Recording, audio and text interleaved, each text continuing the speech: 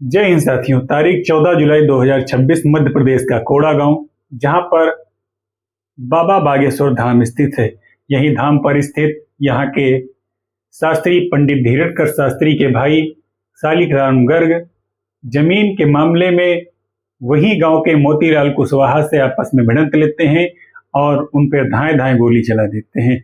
हालांकि इन दोनों का जो सामाजिक पक्ष वहां पर गांव में जाकर के लल्लन टॉप की टीम जाती है और मौके पर मुआयना करके पूरी तरीके से लोगों से उनकी राय जानने के लिए बात करती है, तो वहां पर शालिग्राम गर्ग के खिलाफ या फिर उनके पक्ष में या फिर उससे संबंधित सही और सटीक जानकारी देने के लिए कोई भी गांव का पक्ष राजी नहीं होता है। हालांकि इस तरीके से जब चीजें निकल के आती हैं तो पता यह चलता है कि कई बार अन्याय करने से ज्यादा अन्याय सहने वाला गलत माना जाता है। क्या इस तरीके से बड़े सरगनाओं के बीच उनकी पहुंच को लेकर के वहां आम जनता के बीच इतना डर का माहौल हो चुका है कि अब वो अपनी बात कहने तक भी पूरी तरीके से कैमरे पर राजी नहीं है। छोटे दुकानदार के लोग, रिक्शे वाले लोग, रेडी रिवाड़ी वाले लोग जो भी वहां पर मौके पर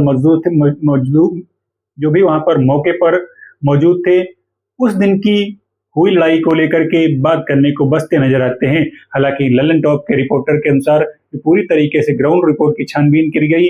उसके बाद मोतीलाल कुशवाहा जिनके ऊपर हमला हुआ पूरी तरीके से गोलियों से छलनी हो गए और वहीं के अस्पताल में भर्ती हो गए। हालांकि इनका इलाज पूरी तरीके से वहां पर न होने के कारण ग्वालियर रेफर किया गया।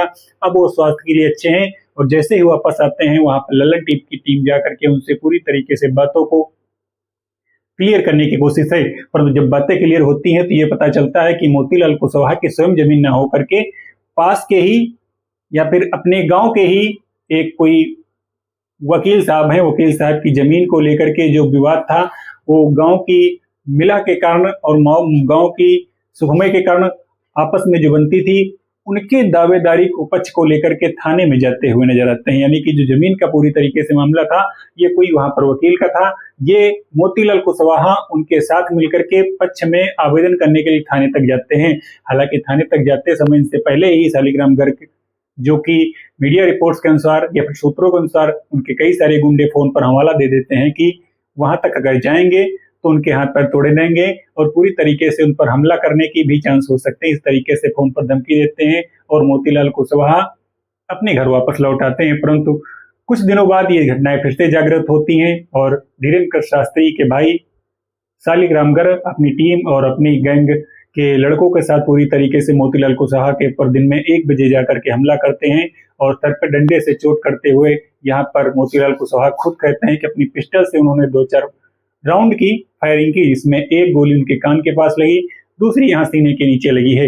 हालांकि इलाज के पश्चात मोतीलाल कुशवाहा अब ठीक है, परंतु जनता जनार्दन के तौर पर जनता से यह जानना चाहते हैं, जब इस तरीके की घटनाएं होती हैं तो क्या लोगों को सच बताने के लिए ही किसी बड़े लोगों के खिलाफ या फिर बड़े सरगनाओं के खिलाफ बोलना क्या गलत हो जाता है?